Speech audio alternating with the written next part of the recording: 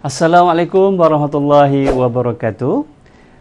Bertemu sekali lagi dalam video pembelajaran saya. Pada kali ini saya akan mengupas tajuk salah faham terhadap Islam.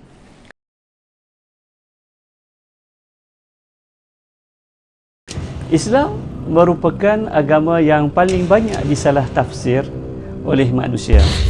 Salah faham terhadap Islam bukan sahaja berlaku dalam kalangan masyarakat bukan Islam, namun seringkali juga berlaku di kalangan masyarakat Islam itu sendiri. Pelbagai tuduhan, tomahan dan anggapan salah dibuat terhadap Islam yang menggambarkan kesalahfahaman masyarakat terhadap Islam. Semua ini berlaku kerana kejahilan terhadap hakikat agama Islam itu sendiri. Topik ini akan membincangkan beberapa contoh salah faham terhadap Islam dan jawapannya berdasarkan ajaran Islam yang sebenar. Berikut adalah antara salah faham masyarakat bukan Islam terhadap umat Islam di seluruh dunia. Pertama, anggapan bahawa Islam merupakan agama yang menganjurkan keganasan. Tuduhan ini mula popular dan semakin mendapat tempat selepas berlakunya peristiwa hitam 11 September 2001 apabila sekumpulan pemuda disyaki beragama Islam merampas kapal terbang penumpang di Amerika Syarikat dan merempuh bangunan pusat dagangan dunia di New York yang menyebabkan lebih 6,000 orang mati. Selepas peristiwa tersebut berlaku pula beberapa siri letupan bom di seluruh dunia terhadap kepentingan Amerika Syarikat yang juga disyaki dilakukan oleh beberapa kumpulan pemuda Islam.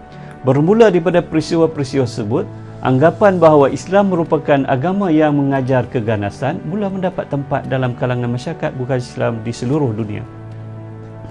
Tuduhan ini adalah salah sama sekali. Tentulah tidak tepat untuk menghukum agama yang telah pun wujud semenjak hampir 1,500 tahun dahulu dan telah memberikan sumbangan yang besar terhadap keamanan dan kemajuan tamadun dunia dengan hanya berdasarkan kepada satu atau beberapa peristiwa yang hanya disyaki dilakukan oleh segolongan kecil penganutnya pada zaman mutakhir ini. Islam telah pun wujud hampir 1,500 tahun dahulu.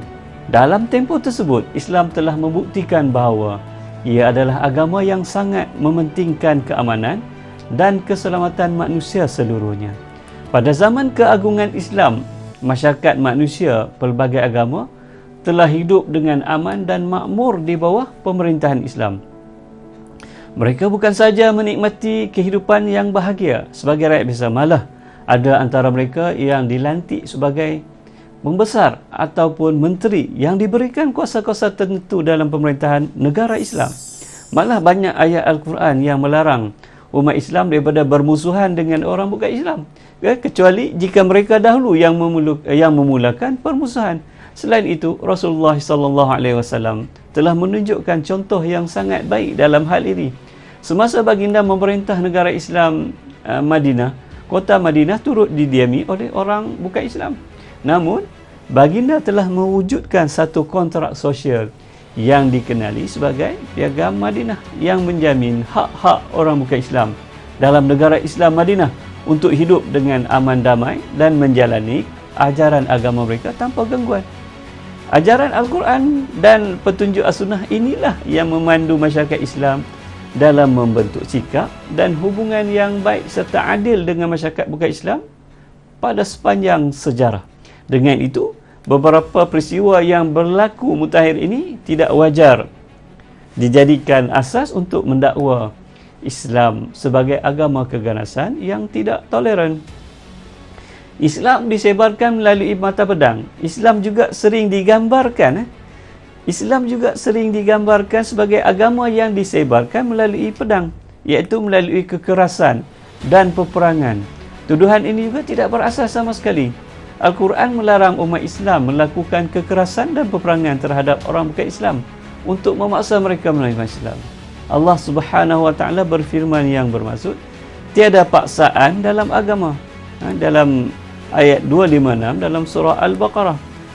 Peperangan terhadap orang bukan Islam hanya dibenarkan Jika orang bukan Islam yang memulakan peperangan atau melakukan persiapan untuk berperang atau melakukan kezaliman terhadap orang Islam atau menyekat usaha menyebarkan dakwah Islamiah secara aman. Dalam keadaan ini sahaja umat Islam dibenarkan untuk melancarkan peperangan terhadap orang bukan Islam. Malah, peperangan ini mestilah dilakukan dalam batasan yang tertentu untuk mengurangkan jumlah kemusnahan harta benda dan kematian. Dasar Islam dalam peperangan telah ditunjukkan oleh baginda Rasulullah SAW sepanjang pemerintahannya. Satu catatan sejarah yang paling menarik tentang hakikat penyebaran ajaran Islam dapat dilihat dalam peristiwa penaklukan kota Baghdad oleh Mongolia semasa pemerintahan Bani Abbasiyah. Selepas berjaya menawan kota Baghdad dan memerintah kota tersebut untuk beberapa tahun, akhirnya dan pembesar Mongolia secara sukarela memeluk agama Islam. Mereka tidak dipaksa untuk memeluk Islam kerana mereka sangat kuat dan berkuasa. Namun begitu, mereka memeluk Islam setelah mengkaji dan memahami kebenaran dan kesucian Islam itu sendiri. Hal inilah merupakan satu-satunya peristiwa mengagumkan dalam sejarah manusia apabila pihak yang berjaya menawan sesuatu bangsa lain akhirnya menerima dan memeluk agama bangsa yang ditawannya. Hakikatnya, penyebaran Islam juga dapat dilihat dengan penerimaan Islam di tanah besar Cina dan tanah Melayu.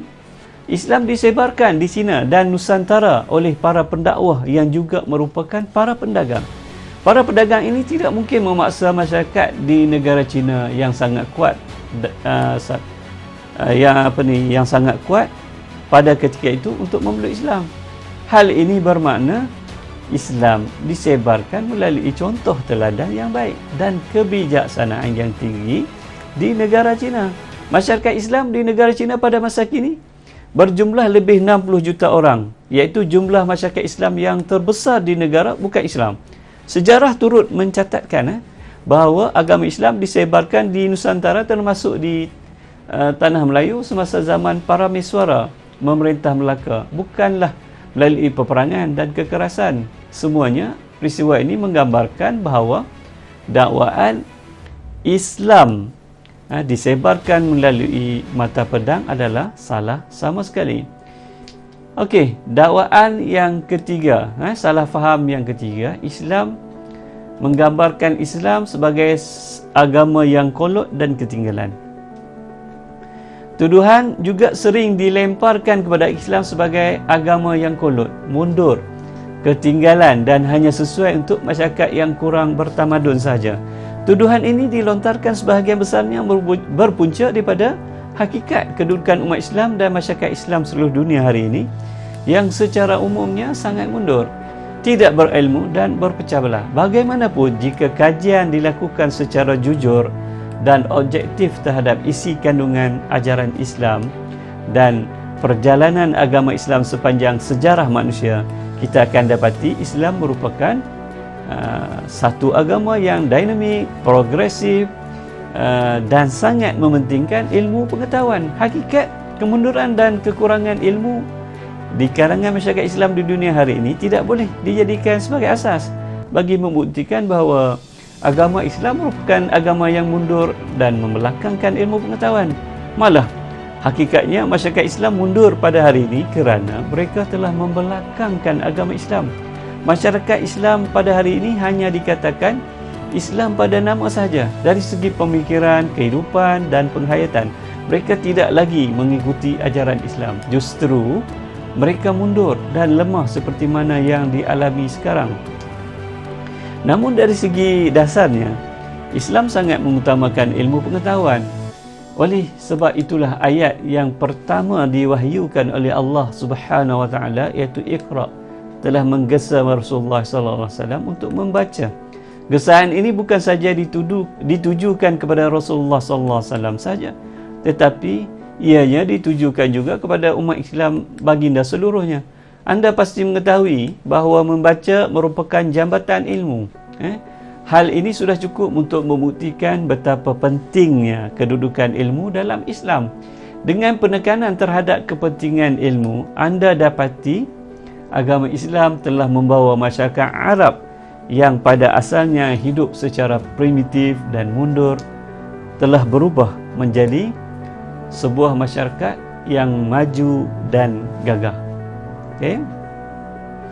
Dan dari segi ilmu pengetahuan, mereka telah menjadi pelopor kepada penemuan-penemuan pelbagai bidang sains dan teknologi yang warisannya masih kekal dan ada hingga ke hari ini. Dari segi politik, mereka telah menguasai hampir sepertiga daripada keluasan dunia. Sumbangan masyarakat Islam dalam bidang sains, pemikiran dan falsafah inilah yang akhirnya mempengaruhi kebangkitan Eropah dari era kegelapan kepada era kebangkitan yang membuka jalan kepada kegemilangan sains dan teknologi seperti yang kita saksikan pada hari ini. Maka dengan itu Islam bukanlah agama yang berdasarkan tahyul, khurafat dan mitos. Ia merupakan agama yang berdasarkan kepada wahyu, akal, kebijaksanaan dan pembuktian. Oleh sebab itulah agama Islam dapat terus bertahan, malah semakin berkembang dengan majunya ilmu pengetahuan dan taraf pemikiran manusia. Tiada ajaran Islam yang bercanggah dengan fakta dan kebenaran yang mutlak. Anda dapati ramai para saintis yang unggul pada masa kini sangat mengakui ajaran Islam. Mereka dapati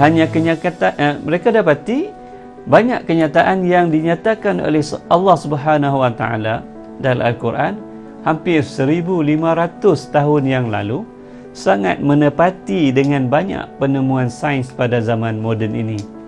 Untuk memahami hal ini, anda boleh merujuk kepada pelbagai buku umpamanya The Bible, The Quran and Science oleh Dr. Maurice Bucaille dan lain-lain lagi.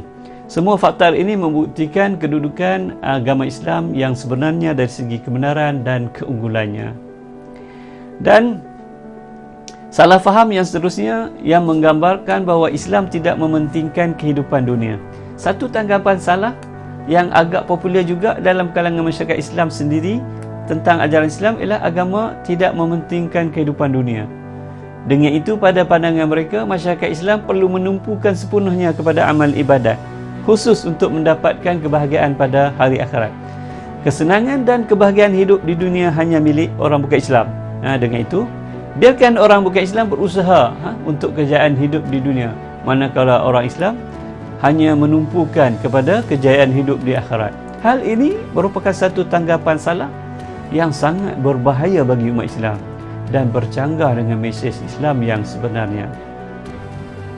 Dalam Al-Quran, Allah Subhanahu Wa Taala menceritakan sifat orang yang beriman yang sentiasa berdoa. Maksudnya, wahai Tuhan kami, berikanlah kepada kami kebaikan hidup di dunia dan kebaikan hidup di akhirat, dan peliharakanlah kami daripada siksaan neraka. Surah Al-Baqarah ayat 201. Ayat ini jelas sekali mengajarkan kita supaya kita sentiasa berdoa untuk kebahagiaan di dunia dan di akhirat. Anda semua tentu sudah tahu bahawa kebahagiaan di dunia dan akhirat ini tidak tercapai sekadar berdoa saja. Artinya kita perlu berusaha untuk kejayaan di dunia sama seperti kita perlu berusaha untuk kejayaan di akhirat. Hal ini bermakna semasa kita di dunia, kita mesti berusaha melakukan segala kerja dan amalan sama ada yang berkaitan dengan Allah semata-mata seperti sembahyang dan berpuasa, maupun seperti muamalat perniagaan, pertanian maupun perindustrian dengan baik dan bersungguh-sungguh mengikut perintah Allah SWT.